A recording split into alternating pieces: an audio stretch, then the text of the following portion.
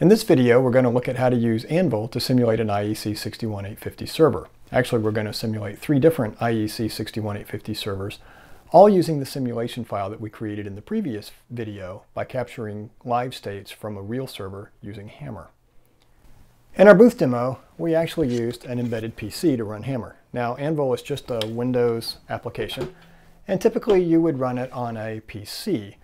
However, there's a couple of reasons why you might want to use it on an embedded PC. One reason is scalability. Although Anvil can run multiple instances of a server, it was really designed for testing and implementation, and due to the GUI overhead, it eventually reaches a limit of how many devices it can simulate.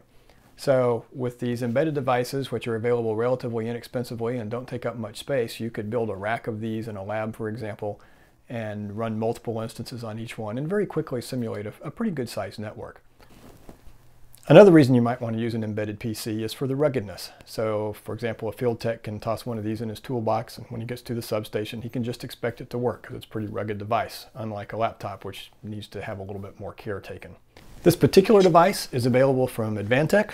There's a part number available, preloaded with Windows embedded, ready to run our products, including Anvil and the SCADA Data Gateway, both of which we ran on an embedded device in our booth demo at DistribuTECH. Since Anvil's running on an embedded PC, we're connecting to it via remote desktop for this demo. Now when we connect to Anvil, you'll see that we already have 3 instances of the server running. And there's a couple of ways that we can get these servers to simulate data.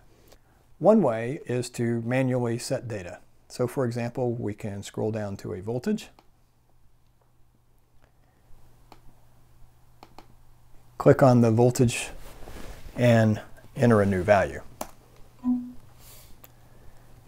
We can do the same thing if we're looking at the flat view. Again, find the particular voltage you want to change in this view. It's changed.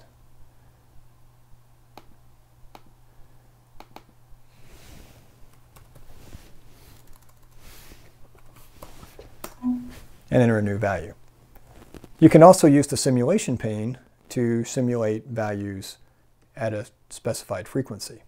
So if we turn on the simulation pane, see we have an option to change data. Here we're doing it every second. When we click Start, Anvil will automatically start changing data values, and it will change values for all of the points, moving them between the minimum and maximum values specified for the point. In this demo, we're going to demonstrate another way using flowcharts, which gives you complete control over the values that are going to be simulated. To create a new flowchart, choose View, Flowchart IDE, and then New to start with a blank flowchart. And then we can just drag and drop actions onto the flowchart. So let's apply a column from a simulation file. Notice it initially comes up in this color to indicate there is an error. The error is that it hasn't been initialized. So we will indicate which server we want to run on. We'll load a simulation file, and we'll choose a column. We'll start with the first column, which is the normal state. Then we can apply another column if we want. Drag it on here. Once again, we want to run this on breaker 1. Choose the simulation file, and this time we'll use the next column where QA1 is open. And we can continue this process.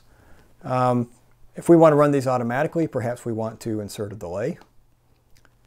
So we can drop the delay on here. And let's put about a 5-second delay in here.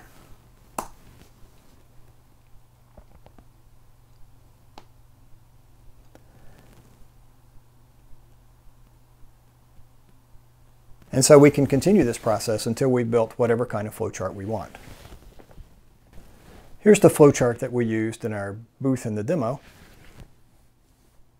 It basically walks through for Bay Controller 1 each of these states with a 5-second delay between each one, and has a conditional command at the bottom to loop back and repeat the process. To run this, all we have to do is right-click the Start node and say Execute.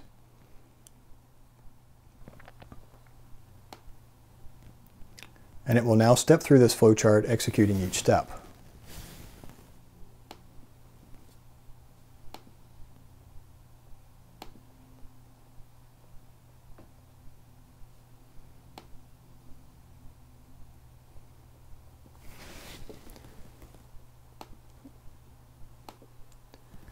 So now if we go back to Anvil and look in the flat view,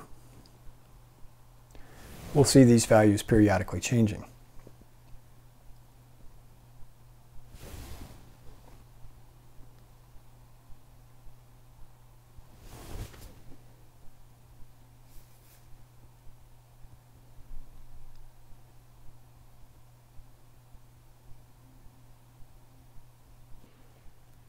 So as you can see, it's pretty simple to build a flowchart and to use that flowchart to simulate a server. We built a simple flowchart that loaded each of the columns in our simulation file. The simulation file is a simple CSV file that we had captured using Hammer, and then we walked through that file applying each of the states to simulate the server. In the next video, we'll look at using the 61850 client in the SCADA data gateway to read the values that are being served out of Anvil and to map them to DNP and send them to a DNP master using DNP Secure Authentication version 5.